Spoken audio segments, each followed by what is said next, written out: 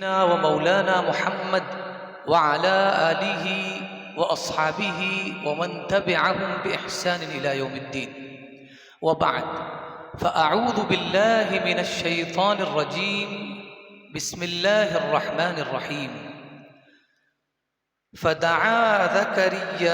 فدعا ربه أني مغلوب فانتصر. صدق الله مولانا العظيم، وصدق رسوله النبی الامین الحنین العطوف الکریم. آئیے درود مبارکہ کا ورد کر لیں، پڑھیں بآواز بلند، اللہم صلی علی سیدنا و مولانا محمد وعلی آل سیدنا و مولانا محمد بارک وسلم صلاة و سلاما علیک یا رسول اللہ صلی اللہ تعالی علیہ وسلم. اللہ تبارک و تعالی ارشاد فرماتا ہے، فدعا ربہ انی مغلوب فانتصر. یہ آیت کریمہ دعا ہے حضرت نوح علیہ السلام کی، اور اللہ تبارک و تعالیٰ نے اس دعا کو اپنے کلام کی صورت میں جمع کر لیا قرآن مجید میں. آپ نے یہ دعا اس وقت فرمائی تھی جب آپ نے تبلیغ کی، لوگوں تک اللہ کا پیغام پہنچایا اور چاہا کہ لوگ ایمان لے آئیں. اس کے باوجود بھی جب کچھ لوگوں نے ہی ایمان لایا اور باقی لوگ اپنے راہ پر نہیں آئے، تب حضرت نوح علیہ السلام نے یہ دعا کی، اور دعا یہ تھی، انی مغلوب فانتصر. اے رب، میں مغلوب ہوں، ان لوگوں نے مجھ پر غلبہ حاصل کر لیا ہے، لہٰذا تو میری مدد فرما. اب نبی ہیں دعا کرنے والے، اور جس سے دعا کی جا رہی ہے وہ رب تبارک و تعالیٰ ہے. تو بتائیے دعا قبول ہوگی کہ نہیں ہوگی؟ دعا قبول ہوئی اور سارے کے سارے لوگوں کو عذاب کا شکار بنایا گیا. یہ ان کی قسمت تھی. اس آیت کریمہ سے جو دروس ملتے ہیں، جو اسباق ملتے ہیں، وہ یہ ہے کہ مظلوم کی بد دعا کسی بھی ظالم کے حق میں کبھی بھی اچھی نہیں ہو سکتی. کسی بڑے عالم نے کہا ہے کہ اگر ظالم کو پتہ چل جائے کہ اللہ تبارک و تعالی مظلوم کو ظلم جھیلنے کا کتنا ثواب دے رہا ہے تو وہ خود مظلوم بننے کی کوشش کرے گا. اتنا بڑا ثواب ہے. ہم سمجھتے ہیں کہ کوئی ہمارے یہاں نوکر ہے، کوئی مزدور ہے، غریب سا مزدور ہے، ہم اس کی اجرت کو دبا لیں گے. ہم سمجھتے ہیں کہ ہماری بیوی ہے، کمزور ہے، پیسے کے اعتبار سے ہم سے کمزور ہے، لہٰذا ہم جب چاہیں گے اسے جو چاہیں گے بول دیں گے. اسی طرح ہمارا پڑوسی ہے، جب ہم چاہیں گے اس کی جگہ پر قبضہ کر لیں گے. اور اسی طرح ہمارا بھائی ہے کہ جب میراث اور ترکہ بٹے گا تو اس میں ہم اس کا حصہ مار لیں گے. ہم یہ سوچتے ہیں کہ ہم نے ان لوگوں کی چیزیں لے لی، ان لوگوں کے مال پر قبضہ کر لیا، اور ہم سوچتے ہیں کہ ہم قبضہ کر کے آرام سے سو رہے ہیں. لیکن یاد رکھیں، ہم تو سو رہے ہیں، لیکن یہ بھی ہو سکتا ہے کہ وہ شخص جس پر تم نے ظلم کیا ہے وہ جاگا ہو، وضو کیا ہو، اور پھر اس نے وہی دعا کی ہو جو حضرت نوح علیہ السلام نے کی، انی مغلوب فانتصر. اے میرے رب، آج میں مغلوب ہوں، آج ان لوگوں نے مجھ پر غلبہ حاصل کر لیا ہے، میں دعا کرتا ہوں کہ تو میری مدد فرما. یہ دعا کرنے کے بعد ہوگا کیا؟ اس کے بعد یہ ہوگا کہ اللہ اس کی دعا کو قبول فرما ہی لے گا. کیوں؟ نبی پاک صلی اللہ علیہ وسلم کی حدیث ہے جس کا مفہوم یہ ہے کہ حضور فرماتے ہیں کہ 3 لوگوں کی دعائیں کبھی بھی رد نہیں ہوتی. سب سے پہلا وہ شخص جو بادشاہ ہو، بادشاہ اسلام، اور عادل انصاف ہو، الامام العادل، اس کی دعا جو ہے کبھی بھی رد نہیں کی جاتی. دوسرا وہ روزے دار جو افطار کے وقت بیٹھ کر دعا کر رہا ہو، دعا رد نہیں ہوتی. کتنا عظیم موقع ہے، اگر ہم اسے تھوڑا سا سیریسلی لیں تو شاید وہ شور جو روزے سے پہلے ہوتا ہے وہ کبھی نہیں نظر آئے. وہ شور ہوگا لیکن کسی کی رونے کی آواز ہوگی، کوئی گڑ گڑا رہا ہوگا، اپنی ضروریات کو پورا کرنے کے لیے دعا کر رہا ہوگا. اور تیسرا جو شخص ہے وہ ہے مظلوم.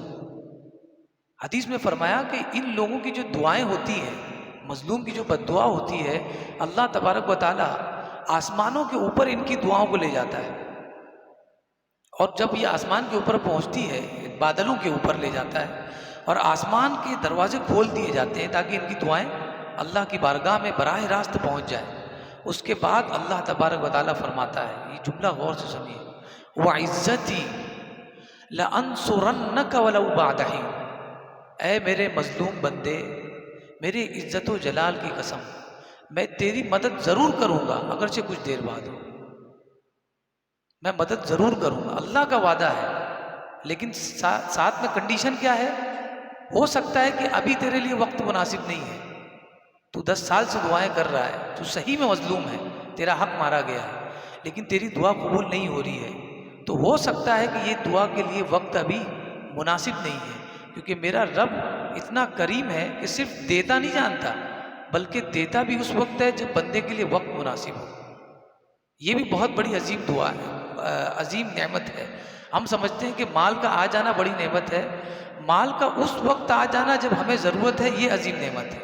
ورنہ پوچھئے ان سے جن کے پاس مال ان کی ضرورت سے زیادہ ہے، اس مال نے ان کی نیند خراب کر رکھی ہے کہ نہیں کر رکھی؟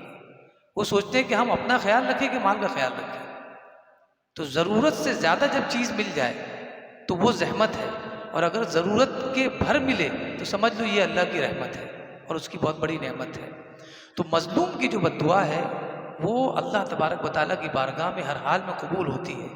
ہر شخص کو اپنا محاسبہ کرنا چاہیے کہ شاید میں نے بہت بڑا ظلم نہیں کیا۔ ہم ظلم کا لفظ سنتے ہیں تو سوچتے ہیں کہ ظلم کا مطلب ہے کسی کو کوڑے لگانا، کسی کو گھر سے باہر نکال دینا۔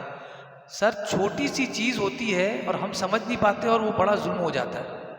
ہم نے اپنے بھائی کی میراث سے حصہ مار لیا اس کو بغیر بتائے ہوئے، ہم نے اپنے پڑوسی کے گھر پر اور اس کی جائیداد پر قبضہ کر لیا، اسے پتہ نہیں چلا، لیکن کیا سمجھتے ہو کہ تم مجھ سے غافل ہو اور اللہ بھی غافل ہے؟ ہم نے جو گناہ کیا ہے ہم اس سے غافل ہیں، لیکن ہمارا رب اس سے غافل نہیں ہے۔ ہارون رشید، خلیفہ ہارون رشید کے دور میں ایک خاندان تھا برامکہ کا، برمکی کہا جاتا تھا ان لوگوں سے، برامکہ۔ ان کی ہارون رشید کے دربار میں اتنی بڑی پوسٹ تھی کہ ہارون رشید نے جعفر برمکی کو اپنا وزیر بنایا تھا۔ یہ خاندان تھا برمکی، اپنا وزیر بنایا اور اپنے قریب رکھا، اور بادشاہ کی جو رنگ ہوتی ہے، انگوٹھی، جو اسٹیمپ ہوتا تھا، وہ اسٹیمپ بھی اس کو دیا کہ اگر میں حکم نامہ لکھ بھی دوں تو تمہارے اسٹیمپ کے بغیر میرا حکم نامہ بے جان ہے۔ اتنی پاور اس کو دے دی تھی، اتنی اتھارٹی دے دی تھی جعفر برمکی کو۔ اس قدر جاہ و جلال تھا، لیکن ایک چھوٹے سے معاملے پر، ہارون رشید کی بہن کے معاملے پر کچھ ایسا معاملہ آیا، تاریخ میں اس کے بارے میں اختلاف ہے کہ کیا معاملے کی بنیاد پر اسے جیل میں ڈالا گیا۔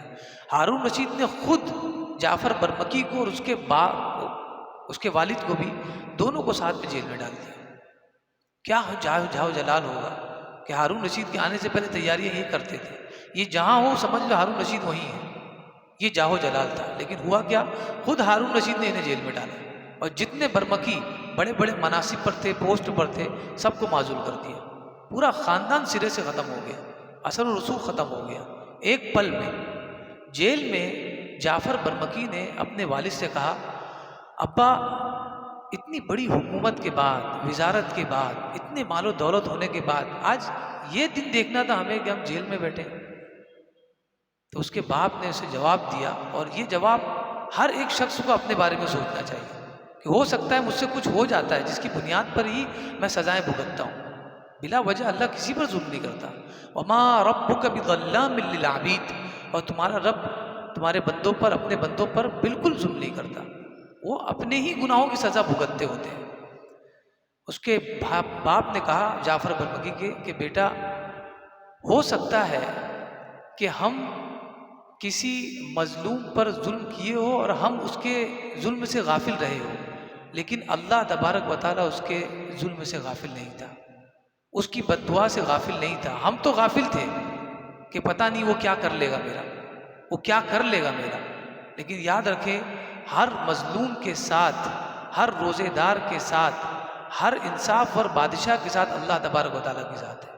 تو جس کے ساتھ اللہ ہو ہم اس سے جنگ کریں گے، جس کے ساتھ اللہ تبارک و تعالیٰ ہو، جس کی پشت پناہی اللہ تبارک و تعالیٰ کر رہا ہو، ہم اس کے سامنے کیسے کھڑے ہو سکتے ہیں؟ لیکن اس کے آداب بھی ہیں۔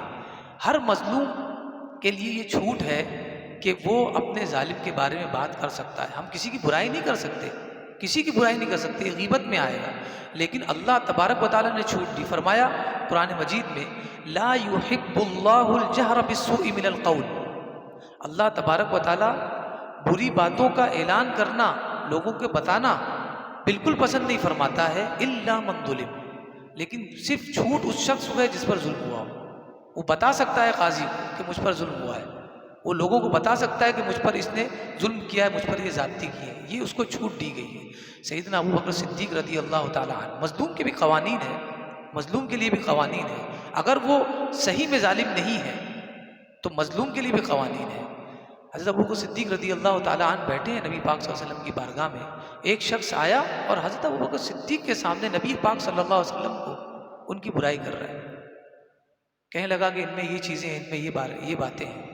پہلی بار جب کہا تو آپ نے کچھ نہیں کہا، جب دوسری بار کہا تو آپ نے اپنا دفاع کیا کہ حضور یہ جھوٹ بول رہا ہے، ابو بکر صدیق کی ذات پر کون انگلی اٹھا سکتا ہے۔ جب یہ کہا تو حضور صلی اللہ علیہ وسلم کھڑے ہو گئے، کھڑے ہو کر فرمایا ابو بکر تم نے جواب کیوں دیا؟ جب تک تم جواب نہیں دے رہے تھے تمہاری جانب سے فرشتے جواب دے رہے تھے، لیکن جب تم نے جواب دینا بند کر دیا تمہاری جگہ شیطان کھڑے ہو گئے۔ تو مظلوم اگر خاموش ہو جائے تو اللہ تبارک و تعالیٰ اس کی مدد کے لیے اپنے فرشتے بھیج دیتا ہے، اور فرشتوں کی طاقت کے سامنے انسان کی طاقت کوئی وقت نہیں رکھتی۔ اللہ تبارک و تعالیٰ کی بارگاہ میں دعا ہے کہ ہمیں کہنے سننے سے زیادہ اس پر عمل